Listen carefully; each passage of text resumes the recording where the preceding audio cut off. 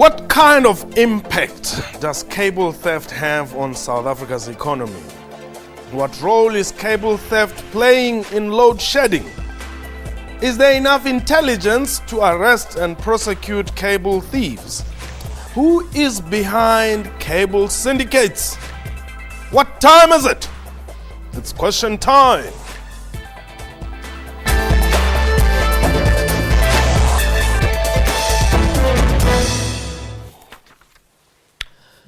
Hello and welcome to the show. My name is Mpotsedu. Copper theft is costing the economy an estimated 5 billion rands per year. This is according to the South African Chamber of Commerce and Industry, SABC. The 5 billion rand includes only the replacement value and does not take into account security or labor costs. How rife is this crime? And who is the beneficiary of this crime? Are the police failing to curb it?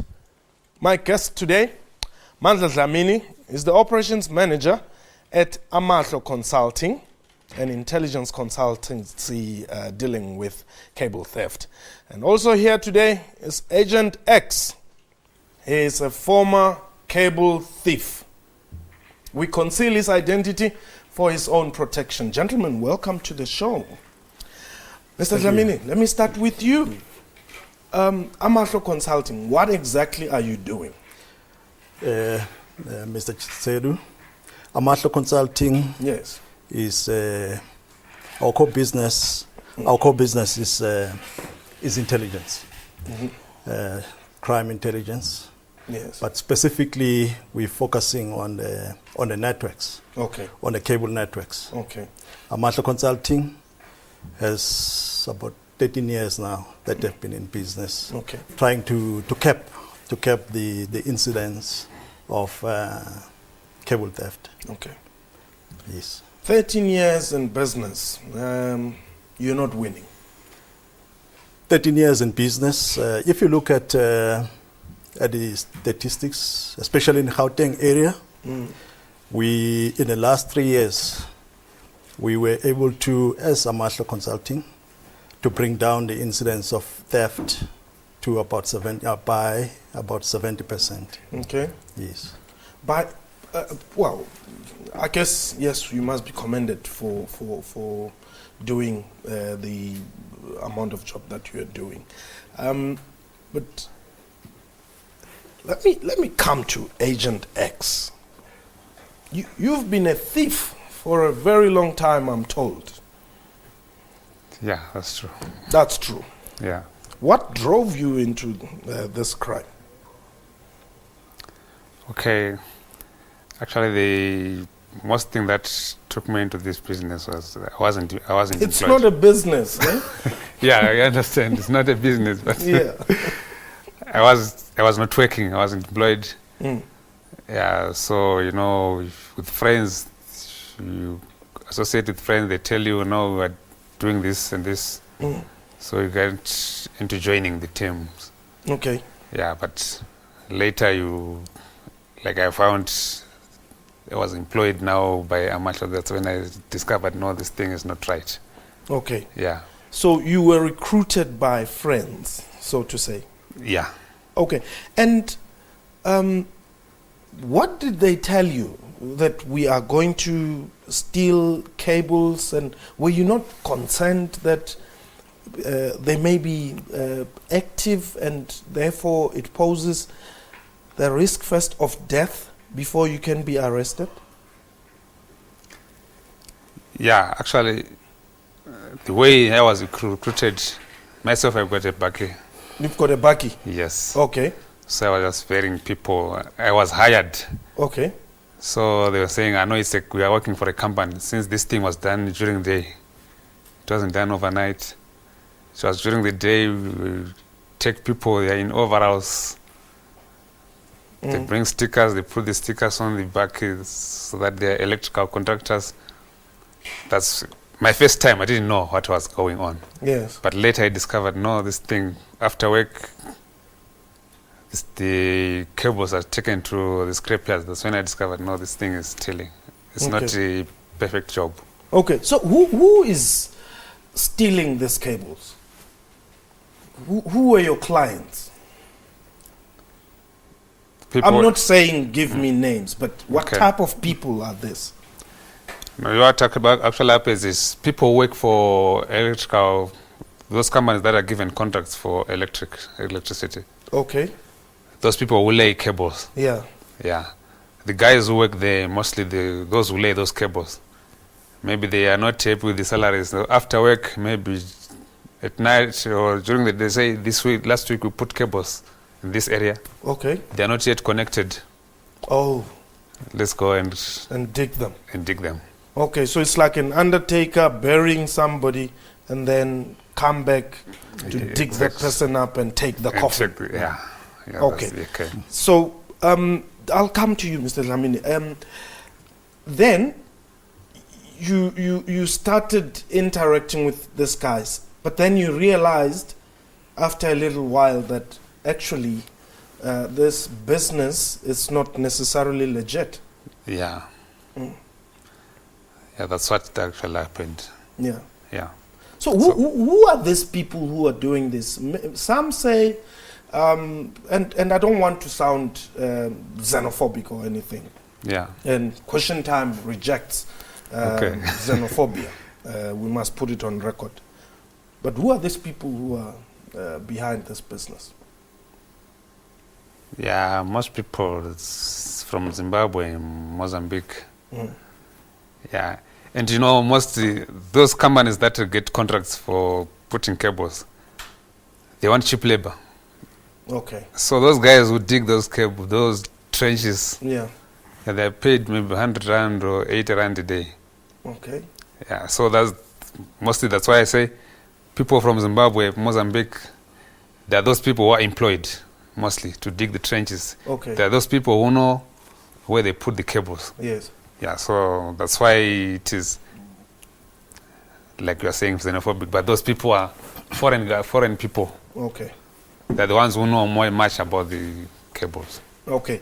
We will talk about who is buying this commodities only after the break. Mr. Zamin, I want us to take a break, and then when we return, let's talk about the type of intelligence, the strategies that you would be able to share, and perhaps lobby communities to assist in ensuring that this crime is curbed. For now, we're taking a quick break. Please don't go away.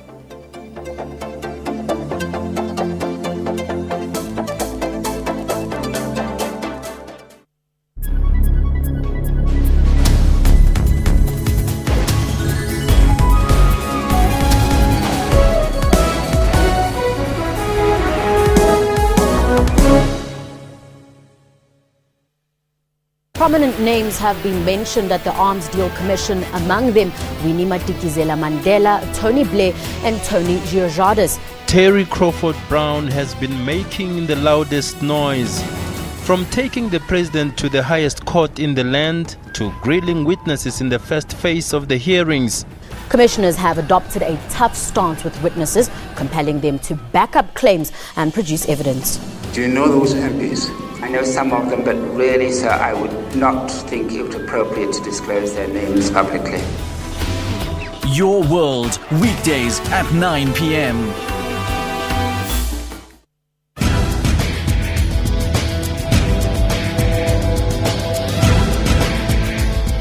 We live in a digital era, and the number of Africans with mobile phones is rapidly increasing. Twitter use is predominantly being done on smartphones. This is a very African phenomenon.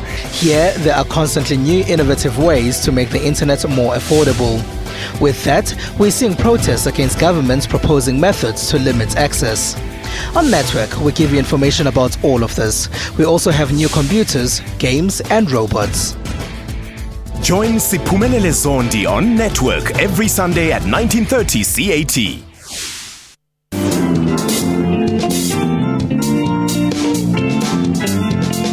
Because of cancer, I realized life is short. I want to live my dream. They can burn my face, but not my voice. I'm definitely not a cross-dresser. South Africa, I'm just a gay man. Join Puleng Molebatsi on Bupilong every Saturday at 17:30 CAT.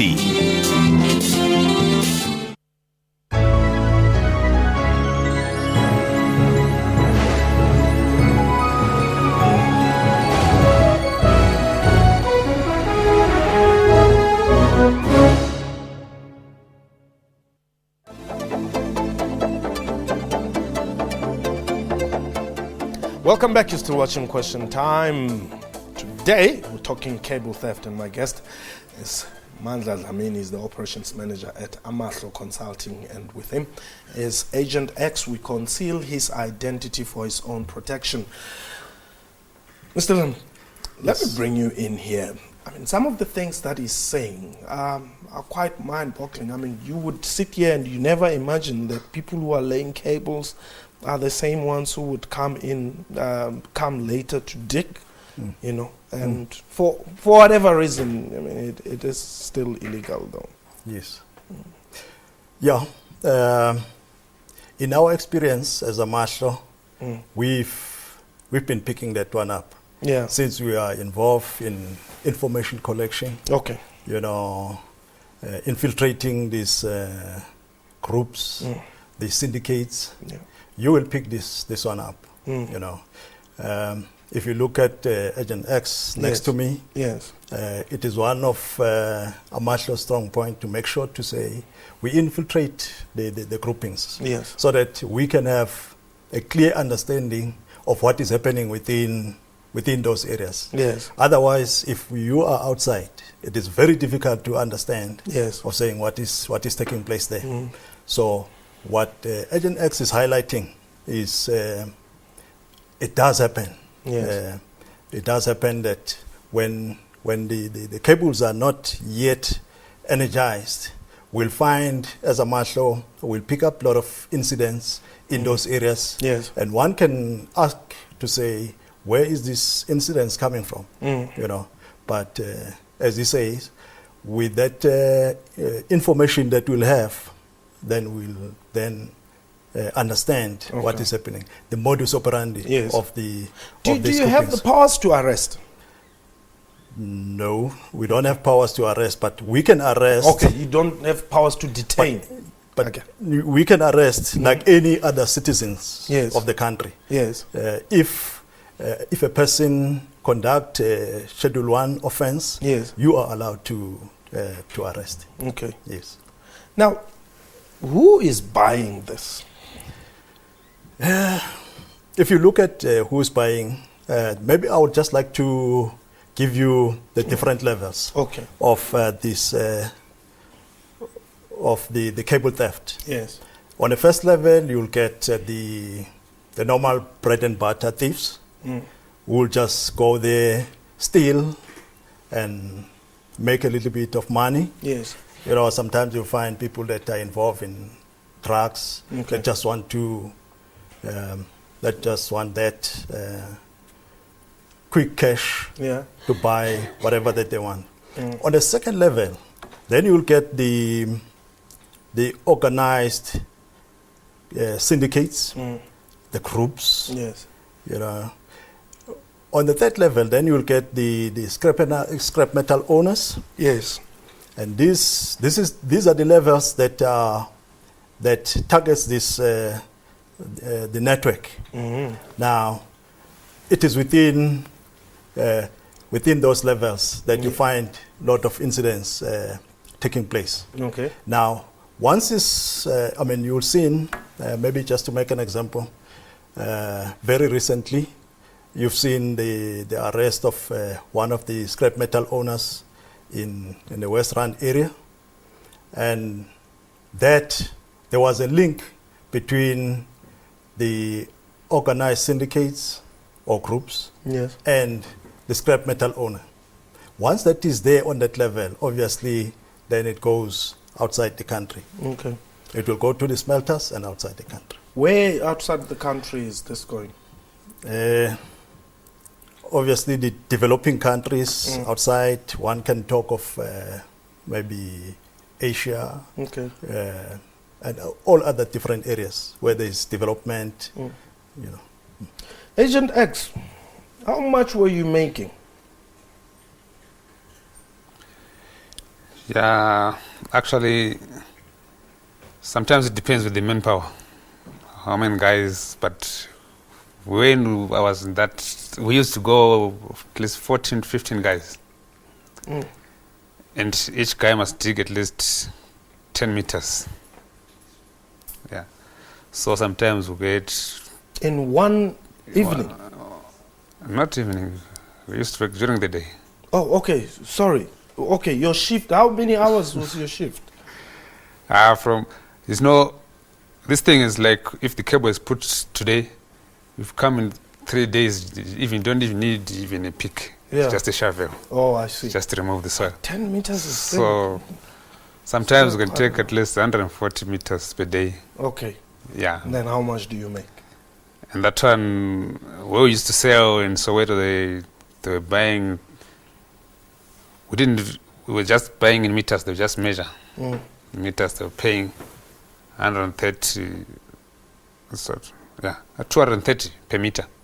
So you risk your life for 230 rands per meter? Yep. If you look at it, maybe if I might come in there, at this stage you're looking at between 60 and 70 rand per kg. Okay. Maybe they were calculating, or whoever that was a buyer was using the meters. But if you look, if you go to the market now, it is between 60 and 70 kg per kilogram, which is a lot of money if you come to think of it. Okay. Now, you make this, because you see, with this type of businesses, the middleman always doesn't make much, you know. And I would imagine you moved from being the driver to the digger. Did you end up digging? Myself, loading sometimes. Oh, you were loading. Yeah. Okay. To the scrapyards. Oh, I see. And this scrapyards that you were supplying, are they necessarily metal dealers or cable? Not even cable theft, but what do you call them? Copper dealers. You see, what happens is the scrapers that we're supplying, since we're not registered, sometimes when you go to the scraper, they need IDs and whatever. So we're selling to these others, you can say small scale. Okay. Yeah, so those ones, that's why they were just robbing. They pay 230, 250 per meter. Then they will sell it again to those but sometimes they can go to the scraper that are because they are registered sometimes. So that those people, they make money. But in our side, it was just supplying for nothing. So you were risking your life what happens, yeah. If I might maybe come in there. Let me just take a quick break first. I'll allow you to just expand on that point. We're taking a quick break. Please don't go away.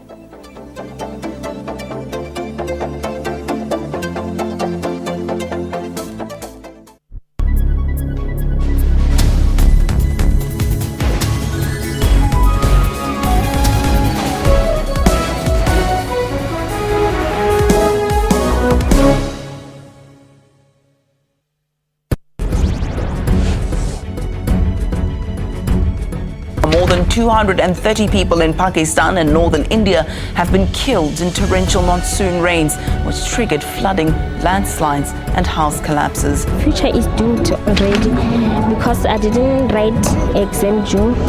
I didn't apply. So I don't know from now where I am going to do because I'm sitting at home doing nothing. We're running against time and we're losing lots of time, losing a momentum. It has reached a stage of extreme urgency. Triumphant South African national cricket team arrived back from Harare confident of the future. The Proteas trounced Australia by 6 wickets to claim the triangular series title in Saturday's final. Peter Ndoro, he's out and about today. He's at Tsitsikamma National Park to officially launch Sand Parks Week, as well as celebrate the national park's 50th birthday. I've got to tell you, it's picturesque beyond words. The people are really friendly and nice here. It's like the different kind of nature. You have mountains and you have the ocean, and it's all in one place. That's Morning Live, daily at 6 a.m. on SABC News.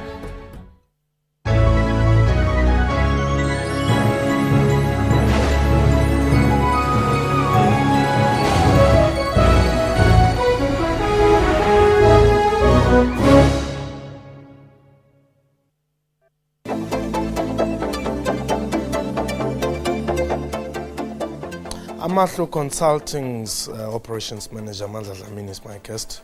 Accompanying him, Agent X. Mr. Dlamini. Yes. I just wanted to elaborate on Agent X. What happens is you find these bucket shops. What we call it bucket shops. It's actually the ones that you find maybe behind somebody's yard. Okay. You know, where they're very... I mean, when you drive past, you won't even realize to say there's a scrap metal owner there, or they're dealing in illegal or stealing of the cable. That is where most of these groups sometimes they'll go to, because it's very concealed. Yes. It's away from the public eye. It's not on the industrial area. As much as they will be selling there at a low price, but in terms of their security, it is I mean, it gives them the security to go and sell there, because not a lot of people that are focusing on those areas. Okay. What are the risks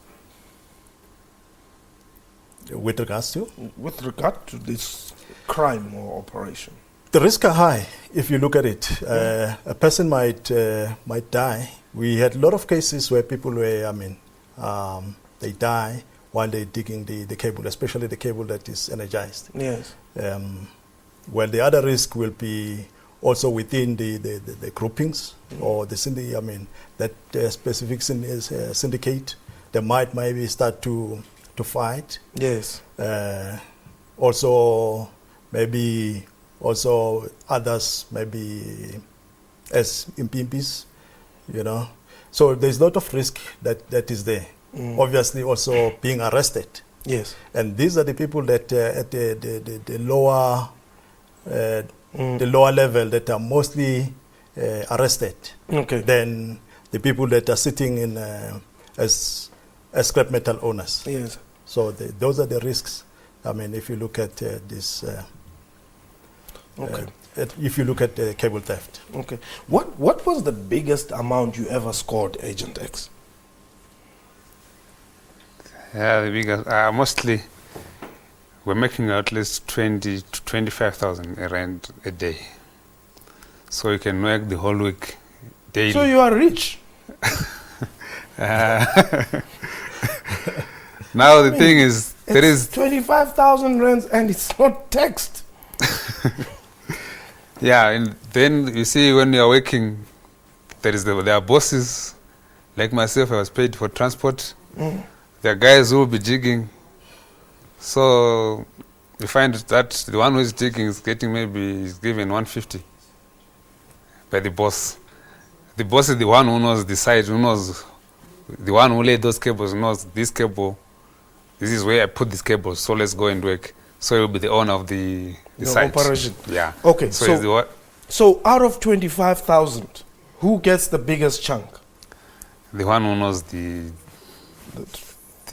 site, Duna. Okay. And you were saying personally, how much did you make, and you felt that this is worth my sustenance? Where you felt that, you know what, we've made a kill, I'm really happy with my salary or my payment today. Where? Whenever, whether you were a driver or a loader or what. Yeah, like a driver, if they hire a bakkie, you tell them this is risk. Like sometimes you go to Springs. Yeah. And you have to supply here in Soweto. Yeah.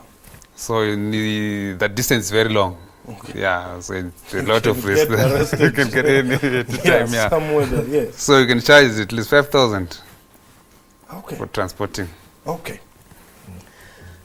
Let's look at the impact of cable theft?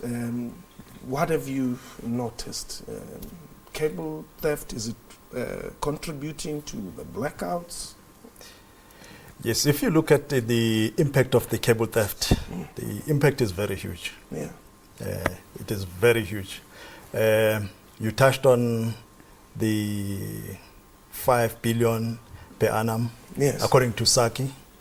But that is just, let's say we're talking of the direct cost. Yeah. But if you look at the other factors behind it, the indirect cost, they are very huge. Okay. You look at the loss of revenue for businesses. You look at the productivity, the loss of productivity, and all other relevant issues. You will also look at, if you look at the impact, also one has to think of telecommunication. Yes. That the lines will be down. You have to think of transport, where maybe traffic lights are not working. There can be accidents also there, which goes further in terms of the indirect cost. Okay. If also one looks at that, you will also think about what the government is aiming for. For instance, like the National Development Plan, it affects it. Okay. And you also find that the government is also looking at alleviating the poverty. Okay. Now, all that, if there is this theft of infrastructure, that actually hinders the growth in terms of economy. Is there enough intelligence? The intelligence is enough. Okay. The intelligence is enough. We've got sufficient intelligence. Okay. Like I said before, if you look at for instance, like that arrest that happened in the West Rand, that is just that demonstrates to say there is intelligence. Okay. The challenges that we'll have, is that from the prosecution point of view, you realize that copper theft is regarded as a petty crime, like any common theft that one can do. But if you look at the impact, it is different. Okay. So you'll also find that within the prosecution, these people that are getting arrested, they also get a free bail, which then they go back and steal. Okay. But we hope, very recently there was a very quickly. There was a verbal, there was this communication through the media to say cable theft can be classified as sabotage. Okay. Yes. Then it would be prosecuted accordingly. Yes. All right. Agent X, have you repented? I have repented now. Thank you. That was question time for today. A big thank you to my guest and to you for watching the show. Get in touch with us, questiontime at sabc.co.za.